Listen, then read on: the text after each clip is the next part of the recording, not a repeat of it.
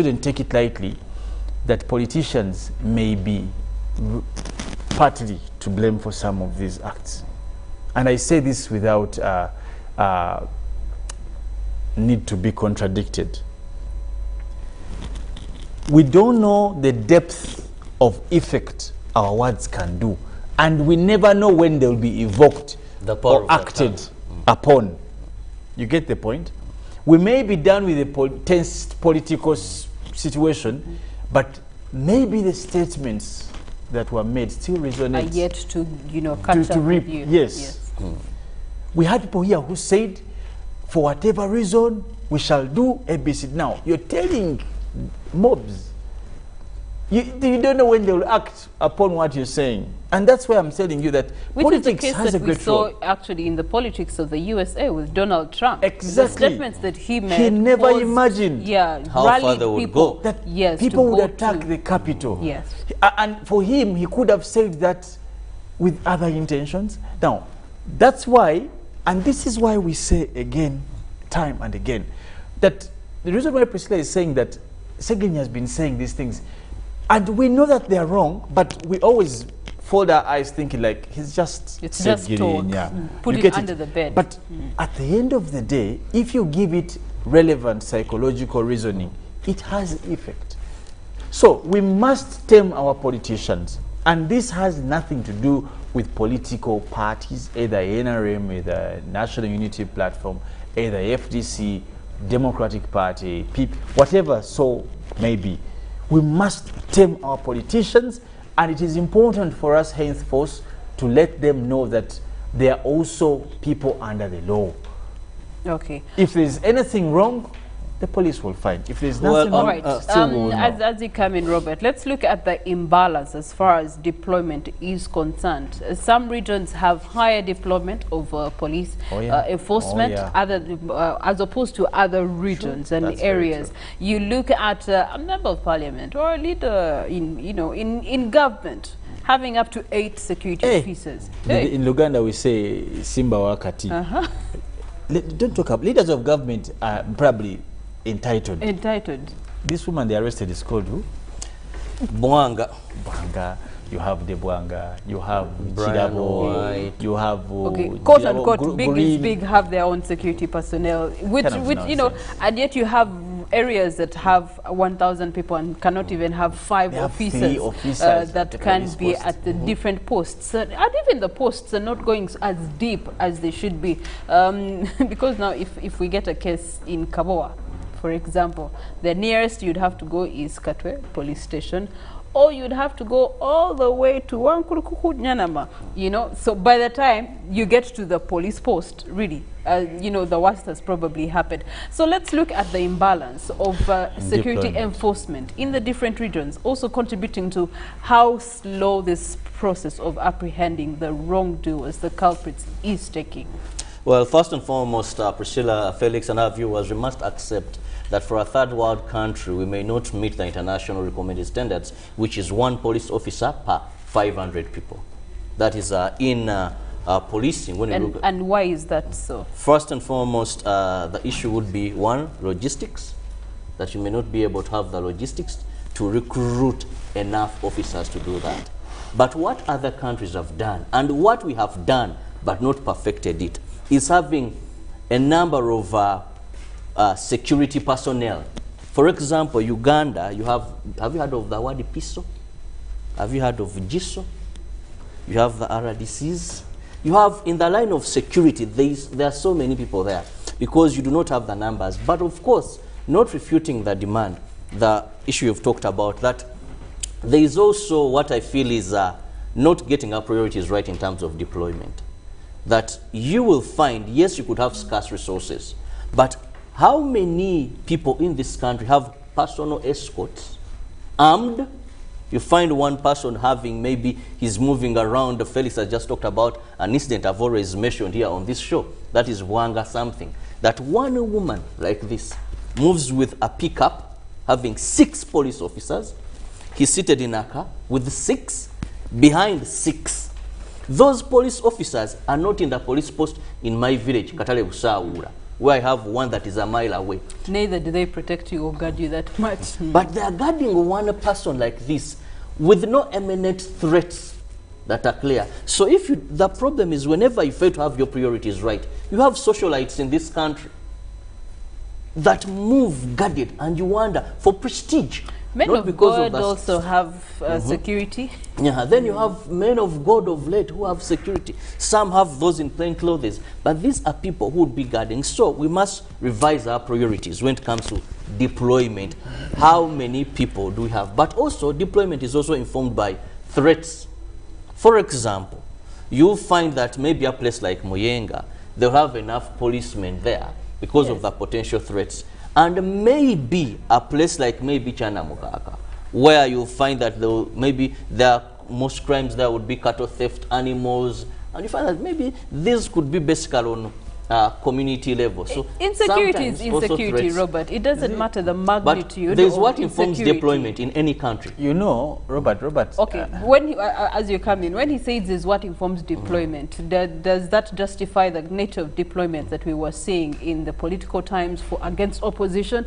You don't have security deployment for others, and then suddenly opposition comes into the area code and forces, you know, police posts from neighboring posts are called on to come and do because of the threat that is. Let me answer that using Chirawo's analogy. It is a bigger threat, man, to remove government than to secure, and that's even if it were you would to secure Masaka.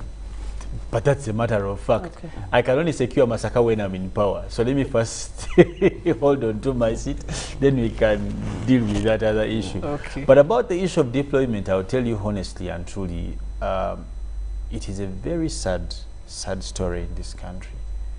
It's a very sad story. And actually, the more you see that happening, it brings into play three psychological analogies. One, that there's a lot of insecurity. When people start thinking of personal security, there's a lot of insecurity. Secondly, backwardness. And clearly, of course, Uganda is backward, so that one goes without mention. But the fourth one is that there is what we call the haves and the have-nots. The space is quite evident. You get it. This man has talked about a lady, I don't know, I only saw her on TV being taken to court. Now, where were the soldiers when they were arresting this woman?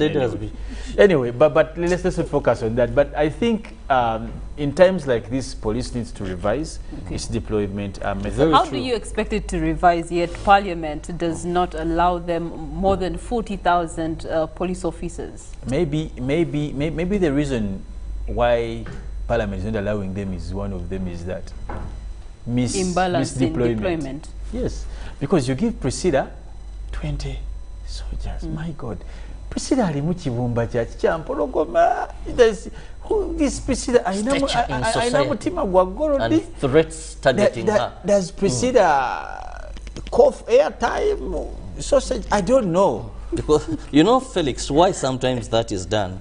Of course, I also have the pain that Ugandans have. Sometimes it is not a necessity. It is really not a necessity. And actually, these soldiers we are seeing, or these police officers we are seeing, are not given because of security threats. It's more of prestige. You get it, Priscilla? It's more of prestige. But there comes a Felix Shinkunda, he has an escort, a Wemundu. It's not. Okay. So how you asked how can we revise this is look at the numbers you have. Look at the imminent threats. Then deploy according to the security situation, not prestige. There is no reason why a judge should have maybe 8 or 10. What potential threat do a person have? Leave judges alone. I can talk on behalf of judges. Judges prosecute. Most recently. Exactly. Yes, listen, Robert. No doubt about that. They have a bigger threat. Actually, judges, and I don't know if a judge was eight Felix, we are talking in terms of prioritizing the numbers. Don't remove their judges. Don't remove their bodyguards. But judges numbers. You know any judge who has 8? Well, I won't mention. Hypothetically speaking. Anyway, as the crown is up, let's look at the role of opposition and government in ensuring continued security, nevertheless, because we still have to maintain security in other places. We also still have to enhance. Now, this gives us an opportunity to enhance security in these regions. But for me, I'll just say this lastly, that it's our role as a country, and without isolation of party or political affiliation, neither tribe, nor race, nor even region, to make sure that we live in a secure country, because at the end of the day, it matters for all of us, for our children, and the people who tentatively subscribe to being Ugandans. And the mandate of security springs far from just human beings or civil people, or what we call civilians, but the confines of that lie greatly with political decisions, because how much can we do as simple civilians? But there is so much that can be done as politicians in terms of allocation, you know, in terms of decisions, in terms of policy, in terms of, because Robert, we may have a platform here on the national broadcaster, but there's someone who can stand and make a statement on plenary, and that can become law. Right?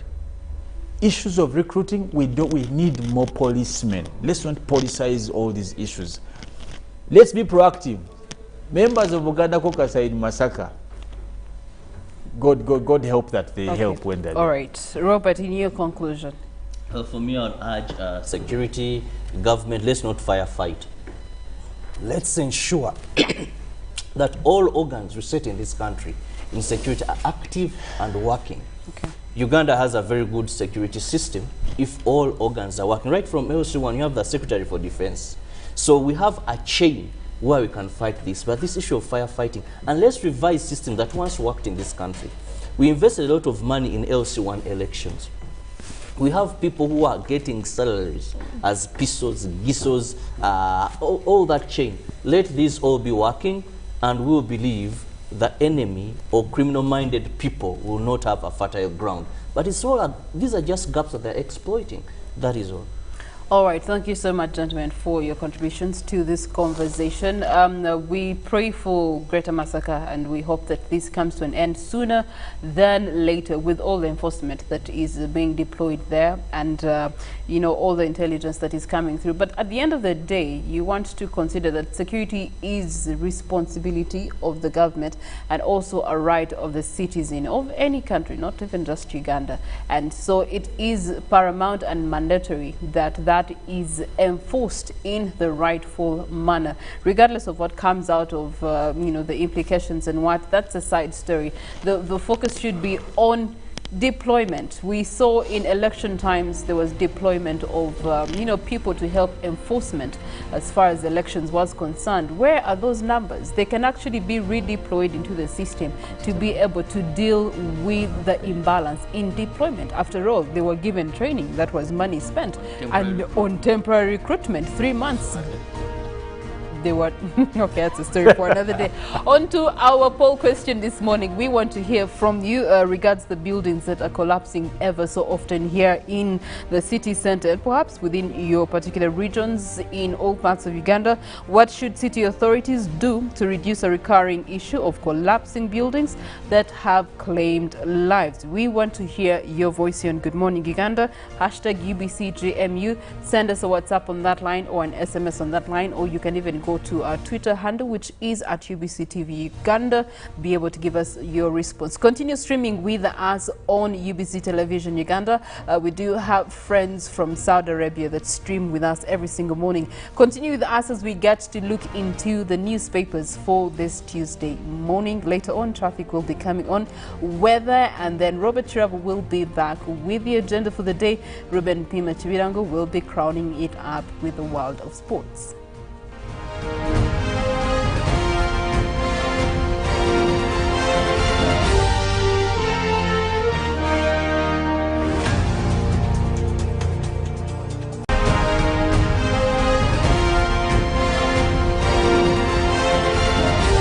This is Good Morning Uganda.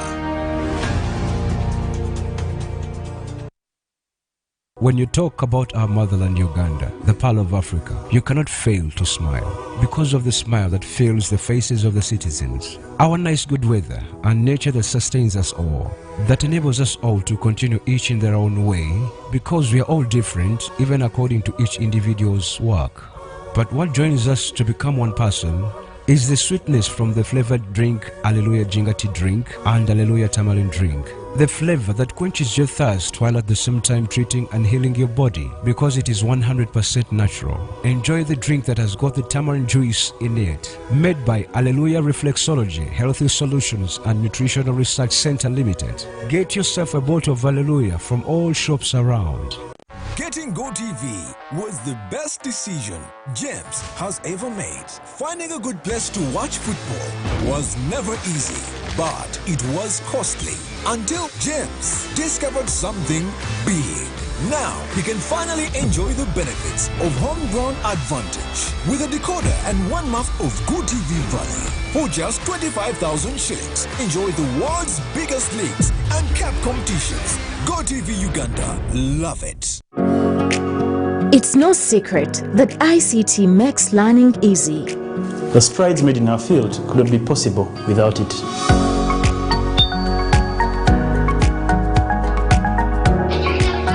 And now we can watch our favorite show. My radio is my best friend.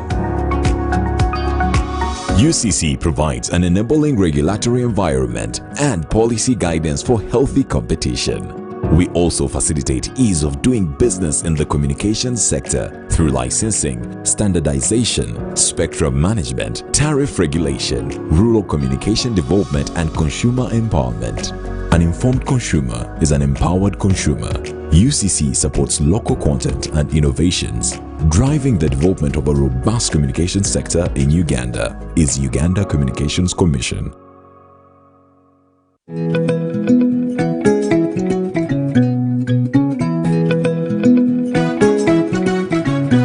My home, I smile when I think of you, Uganda. My home. My home, I dance when I look at you, Uganda. My home, oh my Uganda. I know, with you I'll always stay forever. I know, because I feel that we belong together. My home,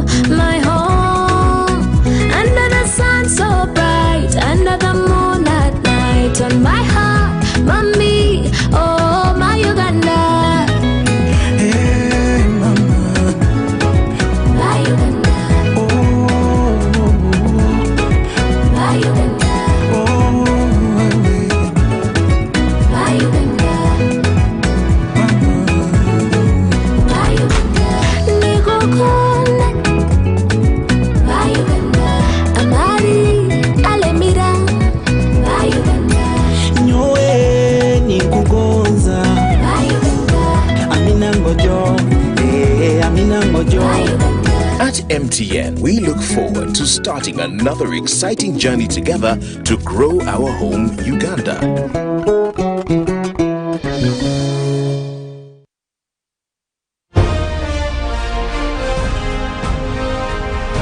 Live from UBC Studios in Kampala.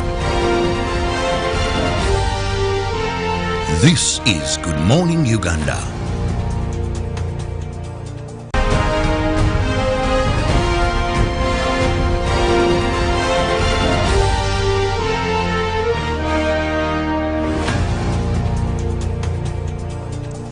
A few minutes into the hour of 8. Thank you so much for keeping it on UBC TV. This is Good Morning Uganda. Every morning, make it a date to begin your day an informed person, because we give you relevant information that you need to know. And it's now time we look at what is trending in the print media. I'm holding the New Vision and Felix has the Daily Monitor and the Daily Nation as well.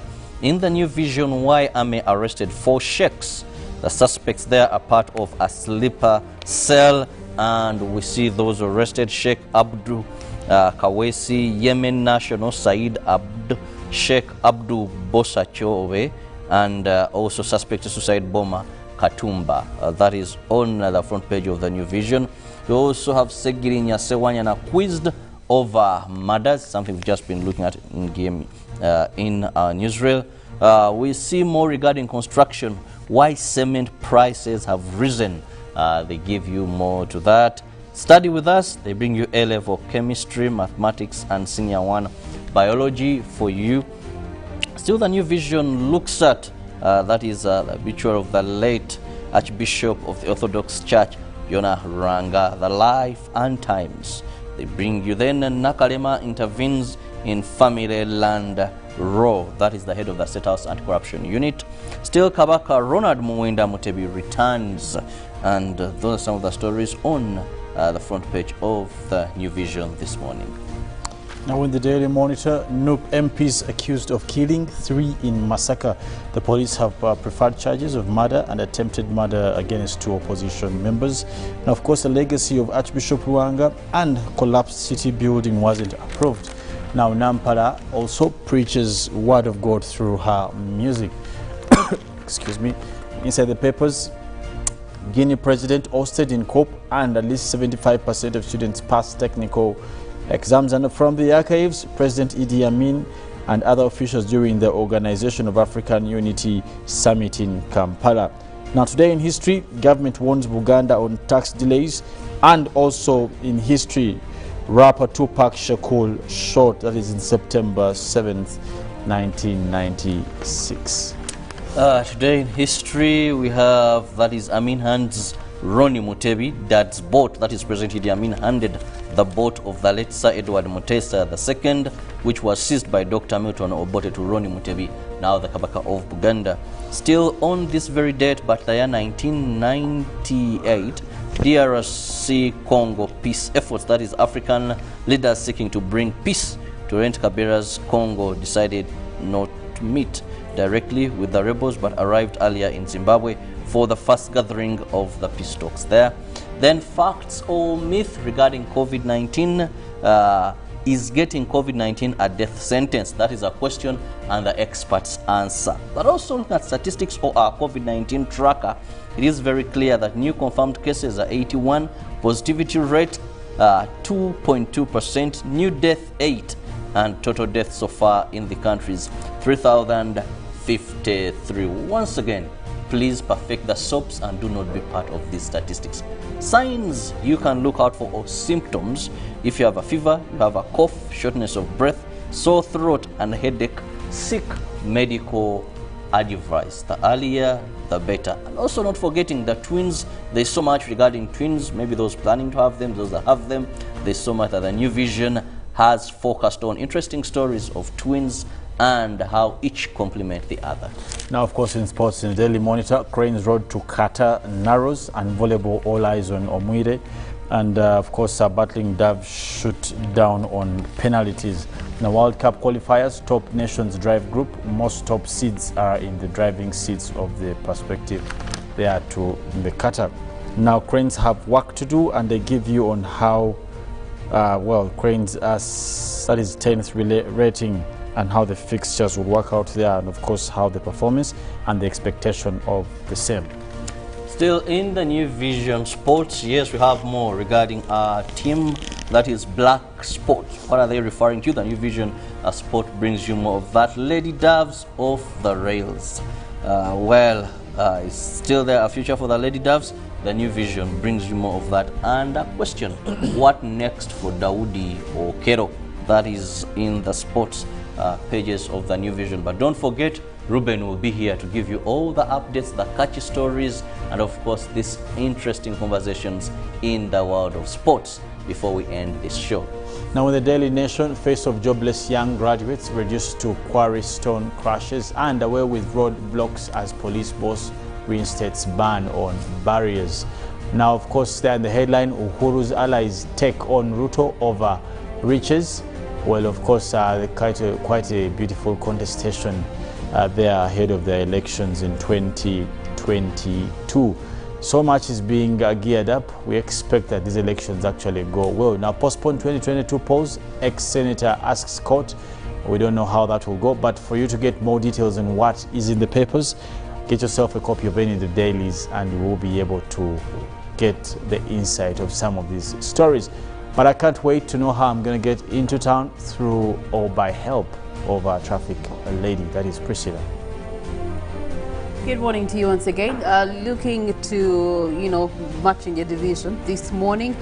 From Zambia Road, which is now heavily affected by the Kampala flyover construction that is ongoing, it is increasing the jam on Zambia Road as well as Mukwano Road. So we just want to take it from there and take a sneak peek into this part of Machindi Division and see what the traffic is looking like this morning. If we are to go by that, Zambia Road does come and have an interception road that comes in from the outskirts here of this particular area around Zambia Sharing Center, and that is having a contribution that on the flow of jam that we are having on the main route of Zambia.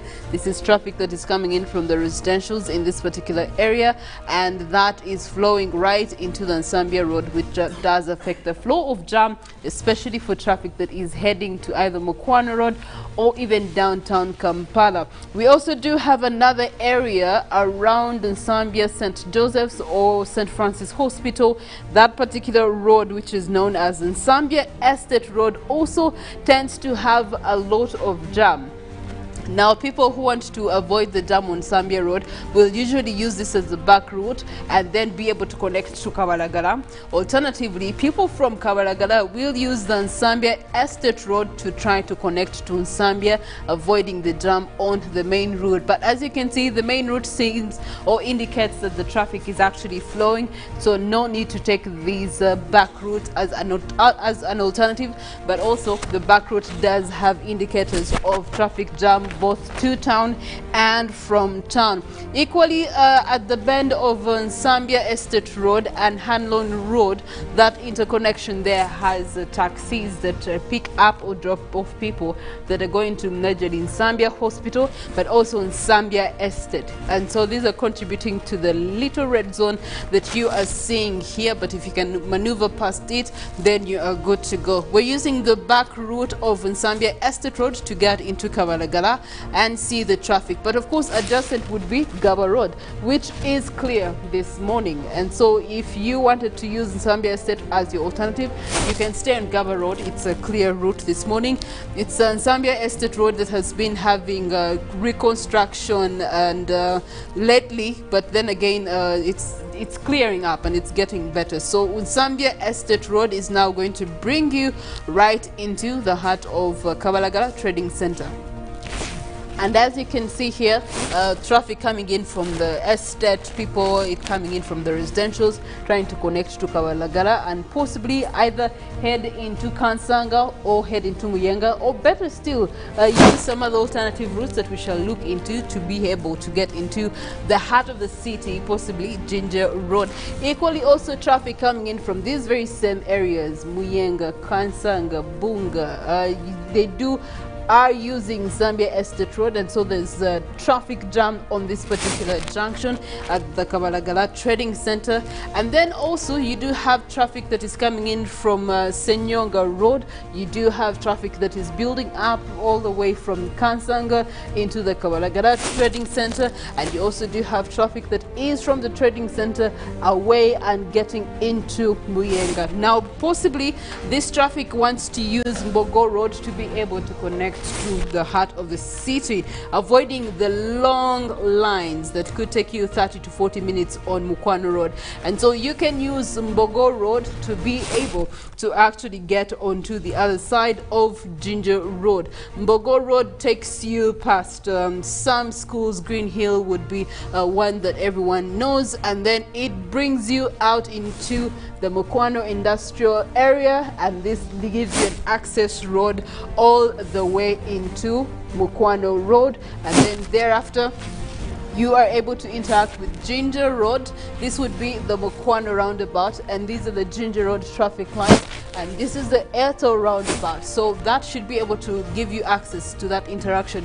But also, if you can still avoid the Ginger Road, because this morning it's also depicting some sort of jam, you can use the 7th Street to be able to connect to main access through Namuwongo Road, and then you can connect into other parts of Bugolobi without having to really entertain the traffic on Ginger Kampala Road. So those are some of the traffic specific considerations for you to actually take note of this morning. Molen Kenyana has returned, and she's here to give us what she has for us in weather, nature, and climate. When I return, looking at your poll question responses.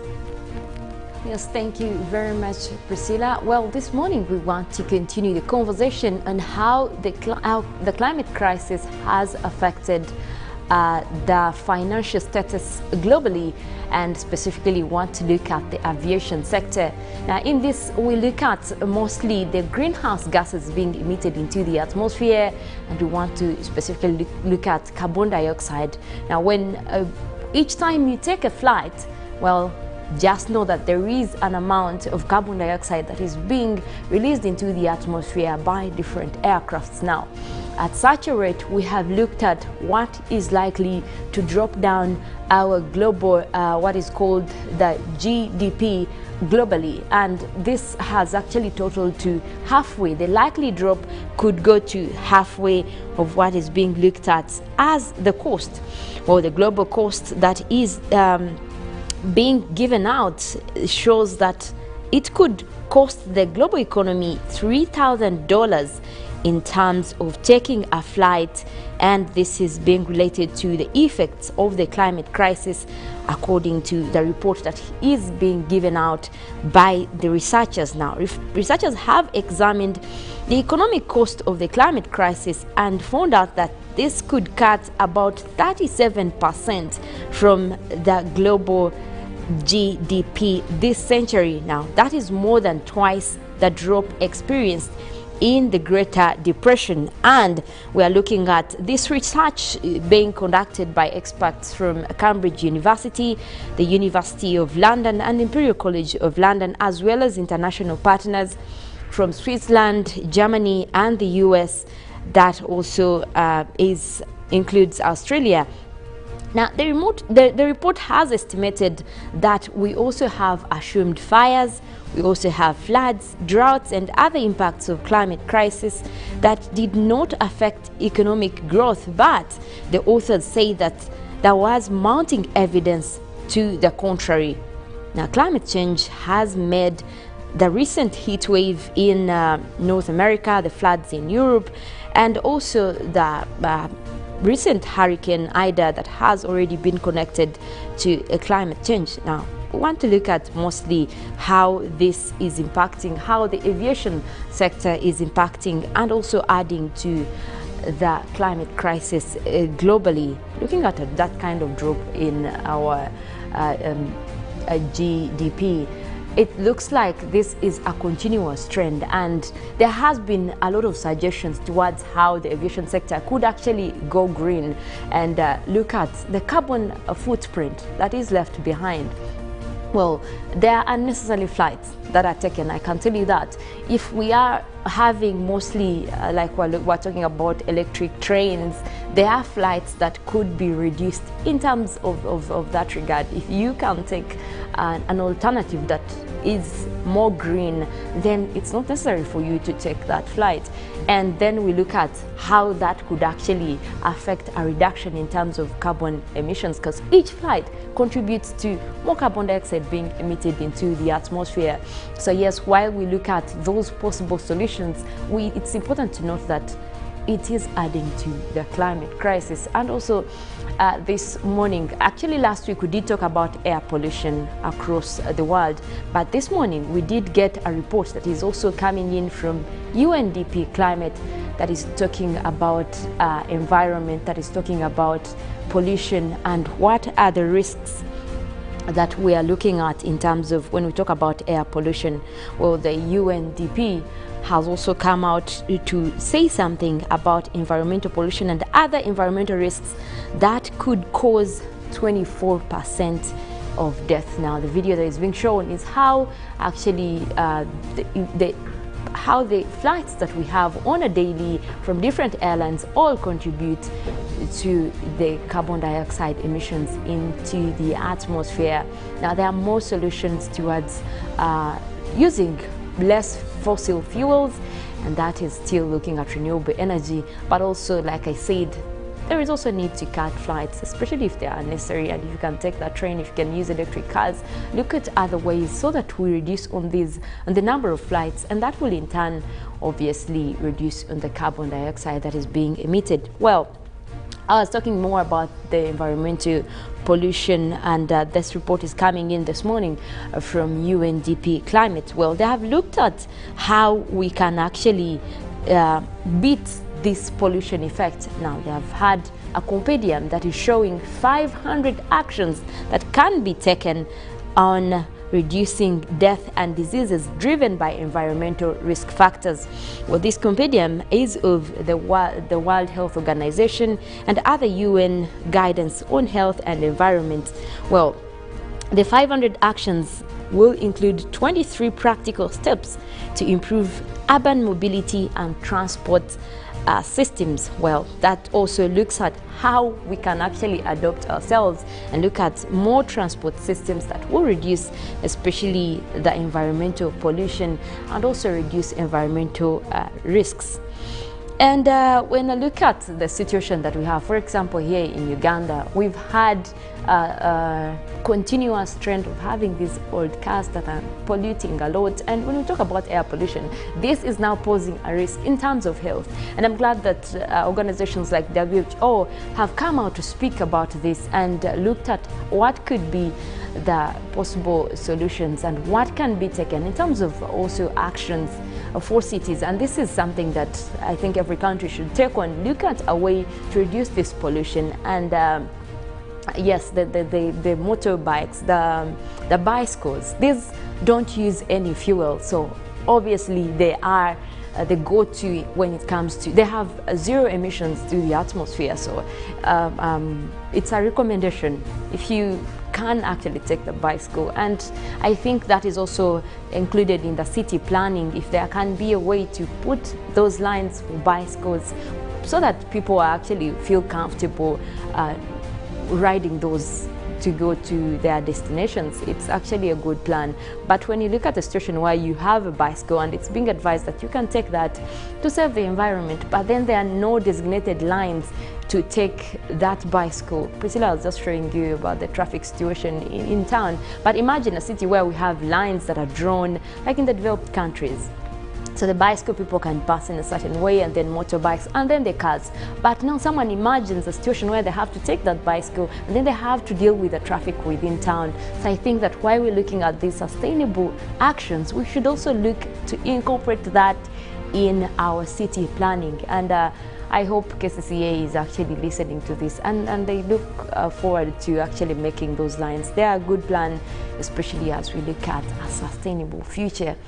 Well, this morning we'll go ahead and take a look at the weather forecast across the country, but I can tell you we are seeing sunny skies here across Kampala and most areas within the Lake Victoria Basin, but our forecast is showing isolated showers. Those will be developing later as the morning progresses over a few areas. At least 20% of the forecast area will be seeing these rains, and temperatures expected to be at a cool 24 degrees centigrade. And looking at central northern Uganda, we have Gulu, Kitgum, Padel, and Jumani. We are forecasting sunny intervals, mainly sunny skies across that region, starting off with temperatures at 26 degrees centigrade this morning. For the eastern parts of central Uganda, we have Luweero, Woblenzi, Nakaseke. We're forecasting those light showers again. Temperatures will be at 26, and we also have Nakasongla in that category. For eastern Uganda, Soroti, Katakwi, Amuria, and Kumi, we are forecasting light showers as well. Those will be continuing into the afternoon. Do look out for those rains even later in the afternoon. Temperatures starting off at 26 degrees centigrade. For the eastern part of Lake Victoria, we have Tororo, Jinja, Busia, Iganga. We're forecasting light rains. Those will be across a few areas. Temperatures expected at 25. Quite a cool morning over there for this morning.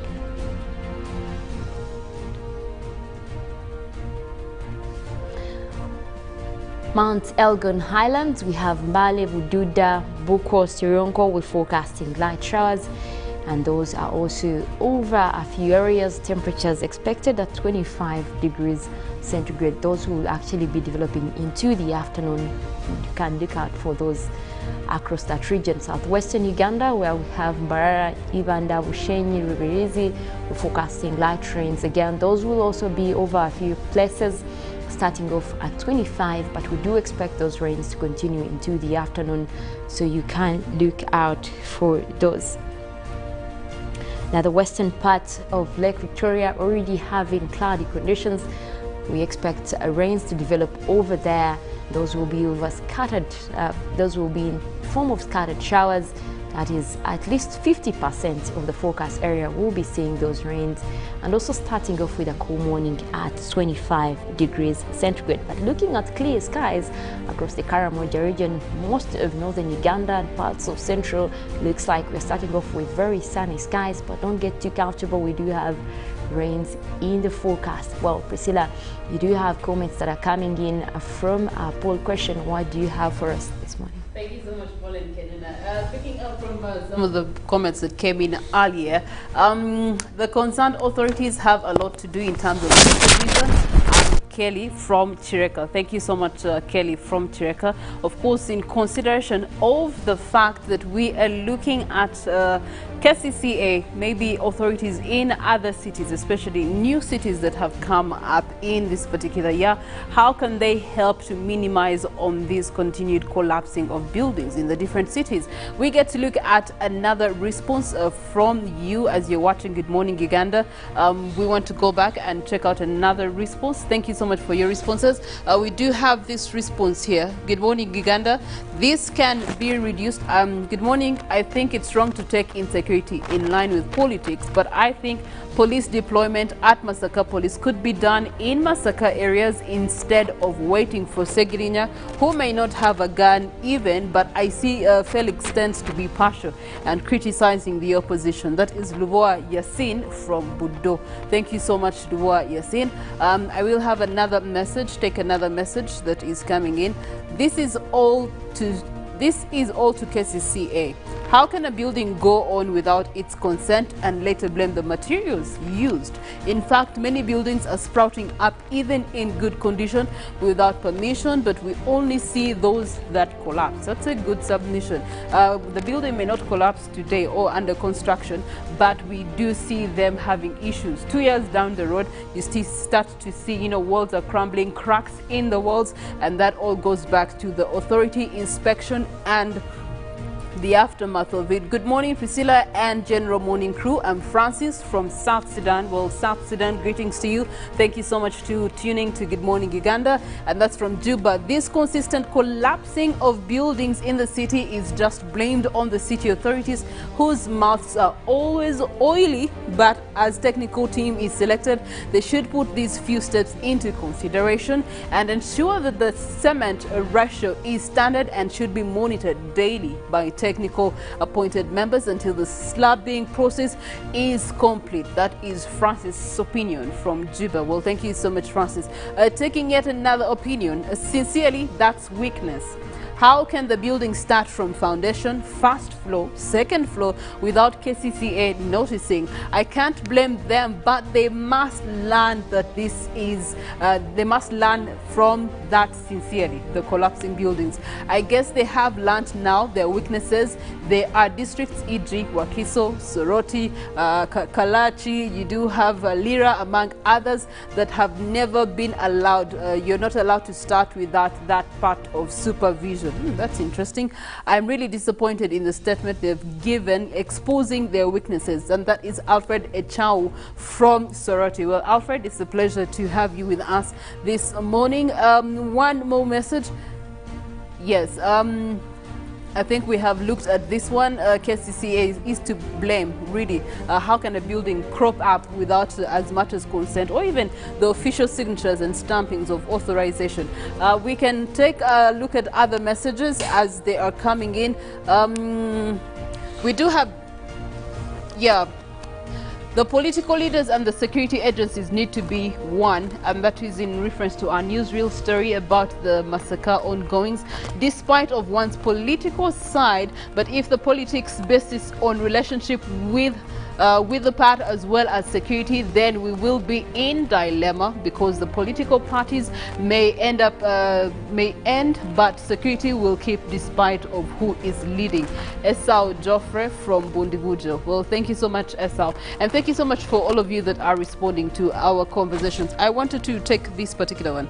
Yes, good morning, Uganda. This can be reduced by one, changing the level of education from theoretical to practical, and then solution 2 would be life imprisonment. Yes, you go to prison for life, not for killing this time, but for both engineers on site and their bosses, such that the rest can learn from them. That would be a good implementation of the law. Okay, this will definitely reduce on corruption also. Well, thank you so much. You did leave us your name, but I definitely love your submission. Well, that is it from us, and thank you so much for your contributions to the conversation. In regard, just one last one. KCCA officials and engineers should be arrested. Babs International from the City of Tourism, Fort Portal. Okay, yeah, that should be able to put things into order. Good morning. Stories of collapsing buildings in Kampala are disappointing. City engineers can actually do better. So the authorities are the responsible overseers of anything that goes on around the city, and if their duty does collapse, then buildings are going to collapse, lives are going to be lost, and it's going to be a long story away from home. Good morning. Why I think blaming engineers never, building engineers are never persecuted. Why are building engineers never, by the way? Yeah, that's a good question. They always put the owner on Pindu, but they never look at the building engineer. That's interesting. Anyway, those are the questions that we could take in for today. We want to say into our 8 o'clock hour, we are going to be having Good Morning Uganda agenda, continuing education.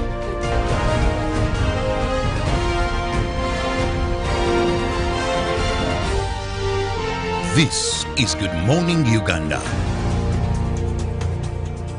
Pick of the day on UBC, brought to you by